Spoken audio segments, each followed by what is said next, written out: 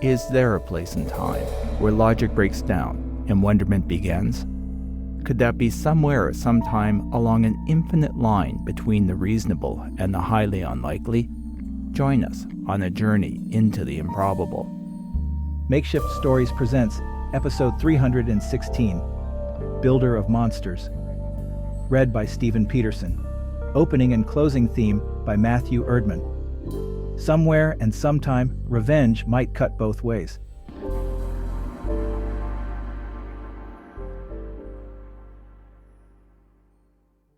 Beyond the electrified fence, a luxury cruise ship edged along the horizon. Its wealthy patrons were likely absorbed in cocktails and cuisine only they could afford. The ship's brand colors marked it as an exclusive tour out of Port Vila, on its way up to a private resort in the Shepherd's Islands before turning east to Fiji. Port Vila was only a few kilometers away, but it felt like another planet. No boats came to Aratoka, uninhabited until Vance built his compound on the plateau. The rest remained a World Heritage Site, a burial ground. Maybe he liked the symbolism. It suited his humor. Vance had used his influence, money, to secure use of the plateau from the local authorities. One day, I will see my family again. That was the deal, and the only reason I agreed to be exiled on an inaccessible island. But deals on Aratoka erode like the beaches, washing away without a trace. My watch beeped. 6 a.m. Mr. Vance was a stickler for punctuality. I turned back toward the lab nestled in the compound's corner, beside the private medical clinic. A robotic gardener trimmed hibiscus with surgical precision and tilted its head as I walked past, as if expecting instructions.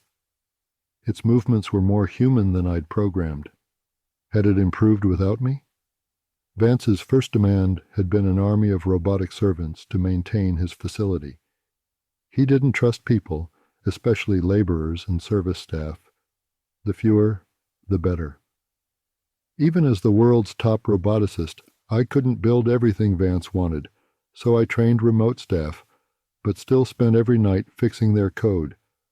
The gardener, Bot 3, was my favorite side project, and possibly a mistake. It had human-level dexterity and an advanced neural net. Vance was so impressed that he immediately patented the code and incorporated it into his next generation of industrial robots. A simple upgrade could have solved Vance's problem and saved me 3 years on this God-forsaken island. But the old man's vanity prevented that. It had to be a perfect android clone. He tied my payout to it. A small pension, a modest house in Port Vila, and whatever was needed to secure my family's residency. I didn't want details, and Vance never offered any, but it had been 3 years now. 3 years away from my family. Good morning, Dr. Deng. Amelia Brunner, Vance's head of medical, was soaking in the early morning sun on a bench.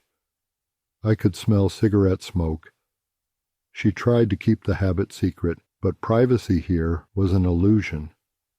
Vance's security reached everywhere. Morning, Amelia. How's the patient today? As good as can be expected. She rubbed her temples. But I can't keep him alive forever. Tell me you're close. Close? How close do I need to be? I forced a laugh. What he wants would take a team of roboticists and 5 years, but he expects it by Friday. Where is he? Amelia gave a tired smile. He finished breakfast and his daily transfusion half an hour ago, but was up all night doing business with his London office. It wrecks his circadian rhythm and makes my job harder. He ignores my advice.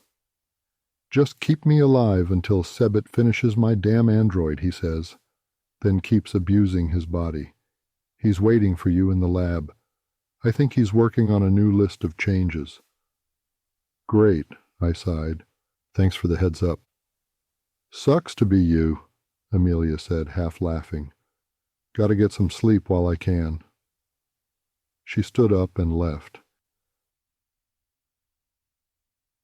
Just as Amelia had said, Gregory Vance was in the lab, poking and pinching the android's skin and making notes on his tablet. I watched from the doorway until he noticed. "You're late," he groused. Come on. I don't have all day. I didn't get you out of that bankrupt university to stand around gawking." His face was stretched so tight it was more a mask than skin. COPD had hollowed him out, so he was on his second set of failing lungs, bought from some black market organ bank. Another transplant would kill him. "Here," Vance wheezed, shoving his tablet at me. "Make the changes," he rasped between puffs of oxygen. "It's got to be He began hacking. perfect, exactly like the picture." Amelia confided that he used an AI-generated avatar in his business meetings to hide the extent of his decline, and I guessed that was what I was looking at. To his credit, it wasn't a 20-year-old version of himself.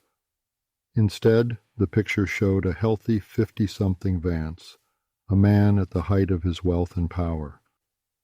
Vance started wheeling away, then stopped. "And the skin still feels too plastic." I scanned the change list. I'll have to regrow the face and most of the dermis for the upper body. "Then you'd better get going," he laughed, choking. Vance doubled over, coughing, gasping. "Make that 4 days." "Office," he demanded, and the wheelchair lurched into motion. "It's not enough time," I complained, but Vance was already gone. "Damn him," I muttered, then walked over to my android lying on the work table and experimentally touched the skin. "It doesn't feel plastic. How could it? It's grown from your own skin cells.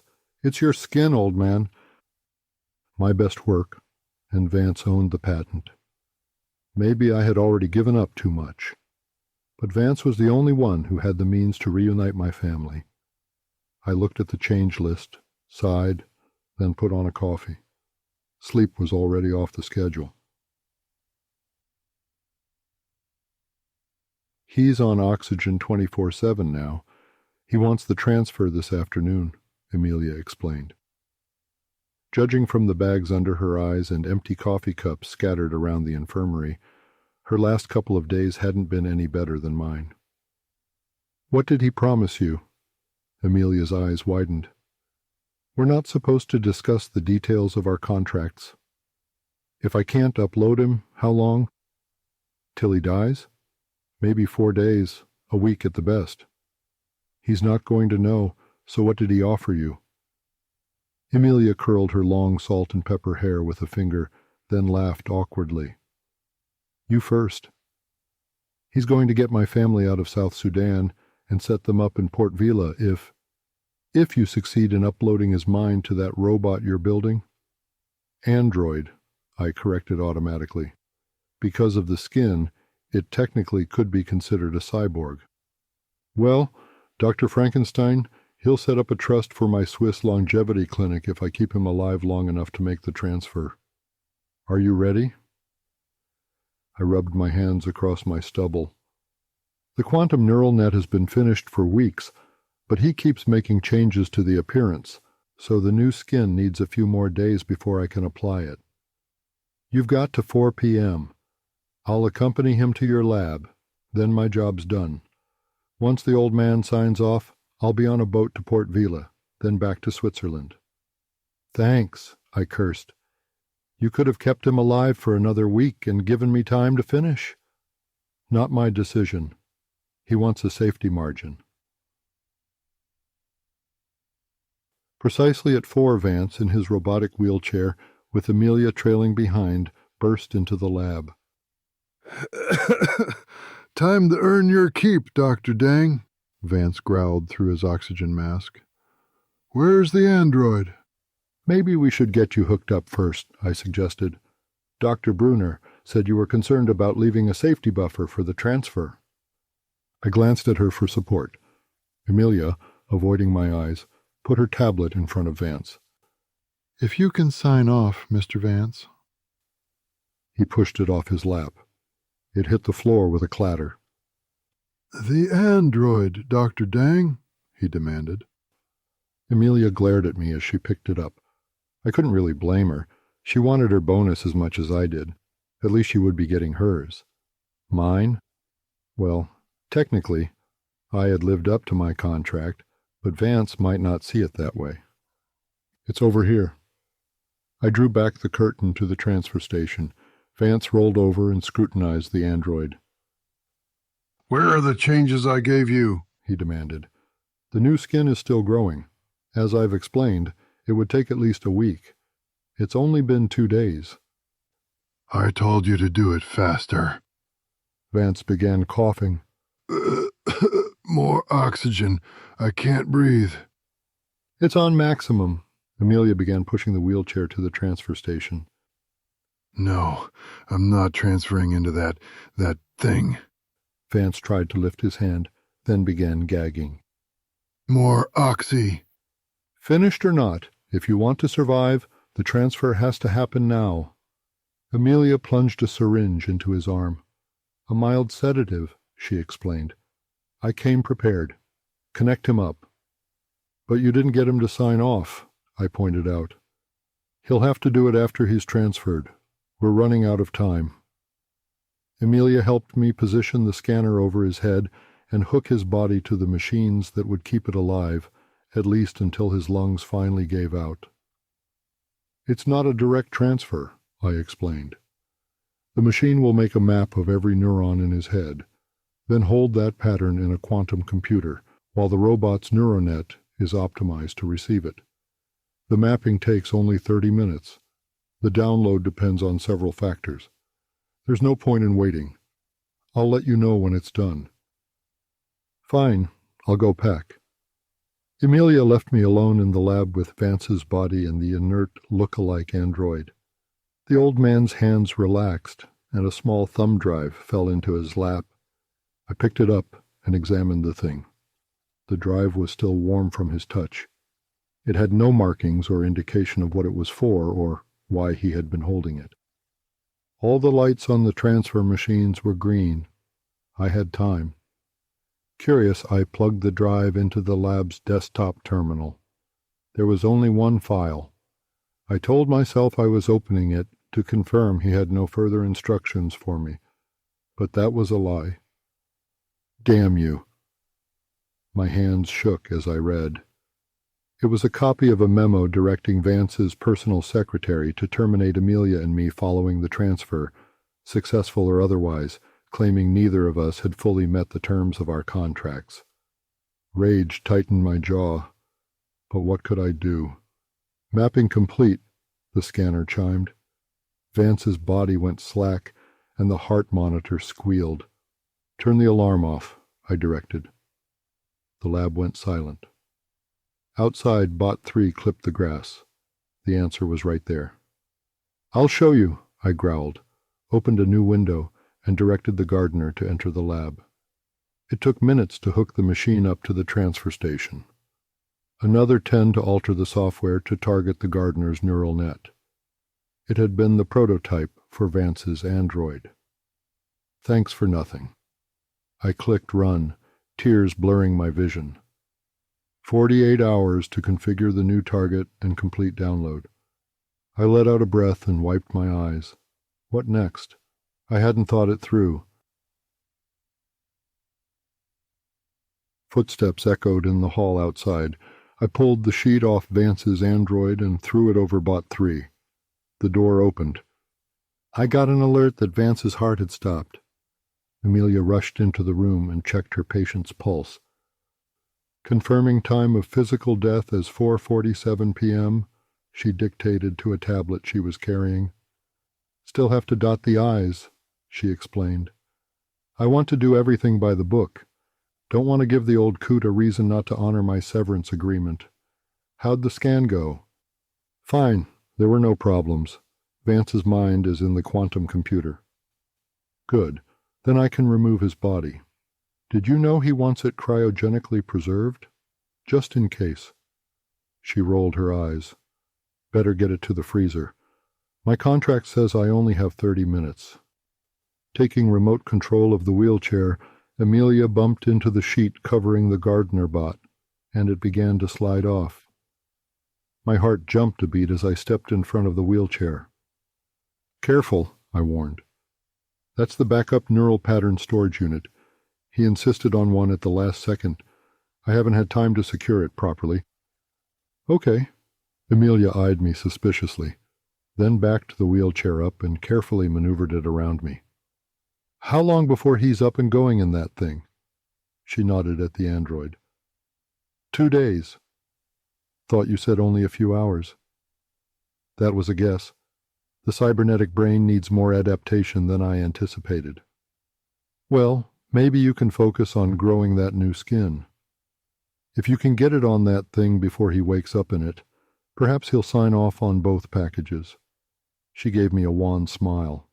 The sooner I can get out of here, the better. Cryogenics lab, she instructed the chair, and it began to wheel away. I waited until the door closed and let out a breath. Re-estimated time to completion based on complete diagnosis of target neural net, 8 hours, the transfer machine announced. What?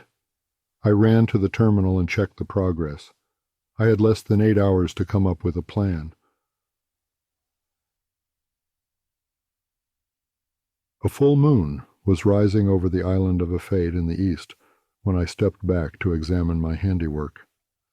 Parts of an older gardener bot lay strewn around the lab.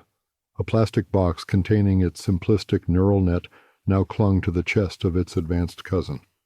Working against the clock, I had done my best to isolate the more sophisticated neural net, rerouting control over the gardener to the older bot's repurposed electronic brain.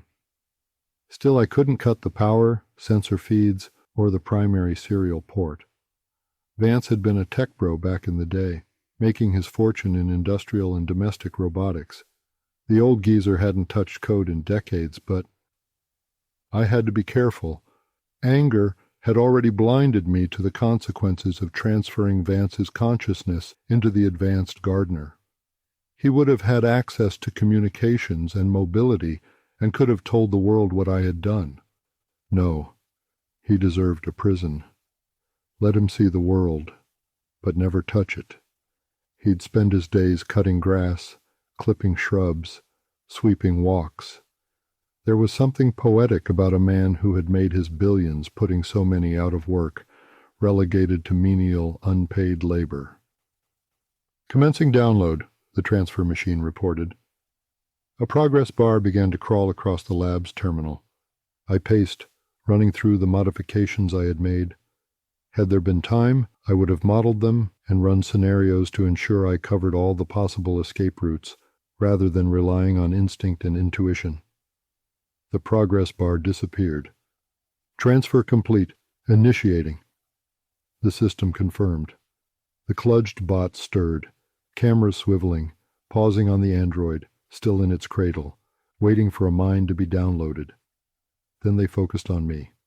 For a moment, I thought I saw fear behind its glass lenses. I know you can see and hear me. There was a faint buzz as the gardener's cameras zoomed in. It was all Vance could do. I had done my job well. You never intended to honor our agreement, I whispered. So I didn't either. Bot 3 tilted its head. Was he studying me? You only have sensor access. Hope you enjoy your extended life. Garden Bot 3, clean up the lab and dispose of the junk. I motioned towards the parts scattered on the floor. When you're finished, go to your charge station and wait. At first, the machine hesitated, then began to work. One camera lingered on me until the bot turned away. The next morning, I found Amelia in the dining room. She looked frustrated. A pepper mill propped up her tablet, and she was engaged in a heated video discussion. Are you serious? I can't charter a boat out of Port Vila to pick me up? Amelia complained. Sorry, ma'am, I can't without a permit. A voice explained, then ended the connection. Amelia grimaced and dropped her head into her hands. Problems? I asked. Amelia looked up. Yeah, apparently only Vance or the government has the authority to allow a boat or helicopter to come to the compound. No wonder he built this place in the middle of a World Heritage Site. Access is restricted. When is the transfer going to be completed? Another day, I lied. There's a problem? No, just taking longer to optimize the android's neural net, and I'm hoping to have most of his change requests in place before he wakes up in it. So I might have slowed the process down to give me time. He'll be furious. I know, so don't tell him. Amelia motioned me into the chair opposite her. Looks like we're trapped until he wakes up. I get the feeling he planned it that way to ensure we'd follow through, so don't drag things out too much.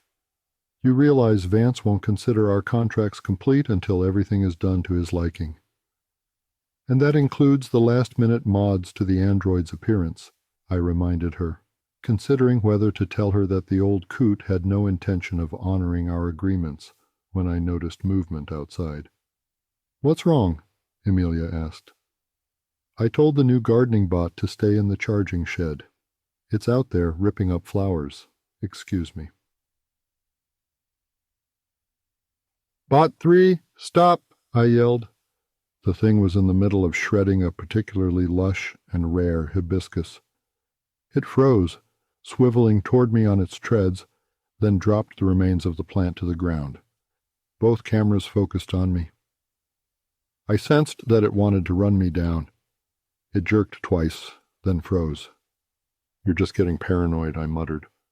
Its eyes refocused on something behind me. Paranoid about what? Amelia asked, stepping up beside me. The upgrades Vance insisted I do on the gardener bot. I didn't have time to test them thoroughly. It suddenly lurched forward, manipulator arms windmilling. We stepped back. See, it's malfunctioning. Bot 3, maintenance mode. It kept coming longer than it should have before powering down. I'd better push it back to the shed and lock it up, I explained. I'll take a look at it later. Amelia shivered. I always found the service bots creepy. One camera stock suddenly twitched, making Amelia jump. Really creepy, she said. I want off this island. Please finish the old man's transfer. I left bot 3 in maintenance mode and locked the shed from the outside. Had Vance begun to break out of his prison? No, that was impossible. I dismissed and quickly made my way back to the lab. With the android's vacant eyes watching from its cradle, I tried to gain access to Vance's administrative account. Growing up in the slums, I had been a bit of a hacker, so it hadn't been too hard to break into the compound systems and locate the account. I would use it to send a message to the old man's personal secretary. But until I could, Amelia and I might as well be prisoners. I cursed. Vance's account would only accept connections from his office computer. The entrance to the private wing of the compound swung open after I convinced the security system that I was there to upgrade a service bot. Inside, the walls were lined with masterpieces. I recognized Monet's Charing Cross Bridge from an article I had read. It had been stolen in 2012 from a museum in Rotterdam. Outside Vance's office hung a Paul Cézanne, also featured in that article. Neither had been seen since their theft, and here they were, on a tiny island in the South Pacific, in a private compound surrounded by a World Heritage Site. Unfortunately, the office door required a retinal scan and fingerprints. I slumped against the wall under the Cézanne. Maybe if I came clean with Amelia, we could work together to get off the island. Someone would eventually have to come to bring supplies, wouldn't they? Defeated, I walked back to the lab. The solution suddenly hit me. I had access to the biometrics. I had the android. One of the first things Vance insisted on was the perfect reproduction of his eyes and hands. It had been just another annoying, obsessive detail at the time. I need his wheelchair. Why? Amelia questioned. She had been packing up the infirmary. Half-full boxes lay scattered about. I want the android sitting in it when Vance wakes. It'll reduce transfer shock. He'll literally pick up where he left off. Why didn't you mention this before? Sorry, I should have, I apologized. I was under pressure. It slipped my mind. Sure, guess it won't hurt anything. And if it helps getting him oriented faster. She handed me the control unit. It's all yours. The chair had all the connections for the transfer station built in. I wheeled it into position, connected the data and life support cables, sat down, and placed the electrode cap on my head. A storm of doubt swept through me. It's okay. The system works both ways, I reminded myself. The old man had insisted on that, anticipating the day he could download into a clone. Just upload to the android, I encouraged myself. Do what you need to do, then download back to your body, a few hours at most. By the end of the day, you'll be on your way to meet your family. I tensed, then said, Start transfer. My scalp began to tingle, then there was a weird pressure in my head, followed by sudden pain. I may have screamed before darkness enveloped me. Experimentally, I flexed my hand, then wiggled my toe, and for a moment thought the transfer had failed. Then I saw myself. My body slumped in the wheelchair and looked down at Vance's long, slender fingers. My fingers. There was a scar on the back of one hand. He insisted I leave. It was like a lucid dream, or more precisely, an out-of-body experience. I studied my old form. Long hours in the lab had left little room for exercise or health. I had aged a decade in 3 years. 3 years I'd never get back. 3 years. Vance had tricked me into dedicating everything to extend his life. 3 years. My family hid waiting for an extraction that would never come. No, don't go down that road. Focus. You just need to get into Vance's office and send a few messages. That's all it will take. You're so close. I waited until I thought Amelia would be at lunch, then took the maintenance path behind the buildings to the private wing. As I passed the garden shed, I noticed that the door was open a crack. Hadn't I locked it? No time to check. Bot 3 was in maintenance mode anyway. It couldn't move until it was put back into operation. Amelia didn't have the authorization to do that, and she was the only other person in the compound. If I had a heart, it would have skipped a few beats when I placed the android's hand on the reader. It seemed to hesitate. Handprint accepted, the lock finally announced. Please face the camera for a retinal scan. I followed the instructions. It took 3 attempts, but the security system finally accepted that the android was Vance. Relief washed through me, and I rushed into the office. Rare books, antiques, and paintings papered the walls. How many of these were black market, I wondered. His terminal had been built into a large ebony desk that must have cost as much as the entire compound. More biometrics were used to guard it: voice, face, and fingerprints.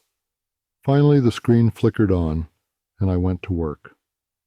I'm relieved to see the procedure was successful, Vance's personal secretary said, sounding surprised and a bit wary. You want to proceed with the original severance agreements for Drs. Brunner and Dung. I thought you were going to change them. Just do what I tell you, I growled in my best imitation of Vance. I was tempted to say that both doctors had met and exceeded their commitments, but Vance would never explain a decision. I broke the connection and checked the time. 5:30. It had taken longer than I had hoped to make arrangements for our quick departures. Checking the hall outside and finding it empty, I slipped out and began to make my way back to the lab along the maintenance path. There was a whirring of servos. I stopped. You scum! A tinny, generic, artificial voice accused. Bot 3 suddenly ripped through a hibiscus hedge, crushing a delicate flower border. It roared onto the path, blocking my escape. Both cameras focused on me as the bot came menacingly close. "How did you gain control?" I gasped, backing away. "I used the power distribution system." The voice came from a small grill on the bot's shoulder where the motion beeper was. Despite being high-pitched and thin, Vance's rage was unmistakable. "You think I'm dumb? I was coding decades before you were born. There used to be tech that sent network packets on electrical wiring. It wasn't that hard to do. Now to the business at hand. No one messes with me." The Gardner bot's manipulator arms shot out. One held shears, the other a shovel. "Time to rid the compound of unwanted pests." I backed away, keeping just out of reach. "You'll be wrecking your android. You won't have any place to transfer to." "Like you're going to help me do that," it sneered. "You're not the only roboticist who can build an android." The bot kept coming, its shears snapping dangerously close to my face. "I'm sure we can come to an agreement." I stumbled, glancing over my shoulder. There was a wall and a fence. Vance had planned this well. He had positioned Bot 3 to corner me. My back bumped up against the wall. "I'll transfer you. I'll make this right. You can be in your android in a couple of hours. Building a new one will take years." "I've got all the time I need now," the tinny voice laughed. "I'm already dead." The shears sliced through the dermal layer of my arm, clean, clinical and precise, like it was pruning a rare shrub. I felt the pain I had spent years perfecting. My work turned against me. "Good thing I insisted on cutting-edge haptic systems and simulated sensations," Vance gloated. "I'm going to take my time. I'm going to enjoy this. That's worth the wait for a replacement android, don't you think?" Desperately, my good arm felt along the wall. Something was there, smooth and round and metallic. Instinct kicked in. I grabbed and swung as hard as I could. The hoe struck Bot 3, where the cameras joined the body and sliced through the flexible plastic necks. Both clattered to the ground, wires trailing. Vance swiped blindly around the shears, catching one of my ears. Pain. The next jab missed its mark. I ducked and sidestepped, managing to get around behind the bot. Before it could turn, I brought the hoe down on the power cable running up its back. Sparks flew. I dropped the hoe, thanking my lucky stars that the android's skin wasn't conductive. Bot 3's manipulators frantically tried to knit the severed cable back together, slowing down as power drained away. Finally, the machine stopped struggling, becoming a grotesque, brutalist, metal and plastic sculpture. A single mechanical finger twitched accusingly, then went still. What had I done? Horrified, I ran. I wanted to get away. I wanted to be back in my body. I wanted to be off the island. "Mr. Vance!" Amelia yelled from across the compound. I had hoped to avoid her. My mind raced. Gathering my thoughts together, I slowed to a leisurely stroll. "You're Vance. You control everything," I reminded myself, and kept walking. "Mr. Vance!" Amelia yelled again, jogging over to intercept me. "What do you want?" I demanded, hoping my voice sounded confident and dismissive. "I just want to thank you for signing off on my severance package." "You did your job," I growled. I was going to tell her, but now, with Bot 3 dead on the service path, "You're done here. Get off my island. You've got 5 minutes to reach the pier." "But," she started to object. 4 minutes. Your things will be sent to you." I turned and continued on my way, hoping Amelia had bought my act. It was all I could do to keep walking, willing myself not to go back and explain. Vance, you are Vance. Do what he would do, I reminded myself. When I reached the lab, I checked around to ensure Amelia hadn't followed, then keyed in the door code and entered. The lights flickered on. I fell to my knees, crying without tears. "What have you done, Vance?" I whispered. The transfer equipment lay in ruins, clipped and hacked apart by garden shears. "No, no, no!" I was stuck in Vance's look-alike. The heart monitor beside my motionless body wailed. No one would respond. Amelia was gone. I had sent her away. What had I become? Vance? Me? A hybrid monster?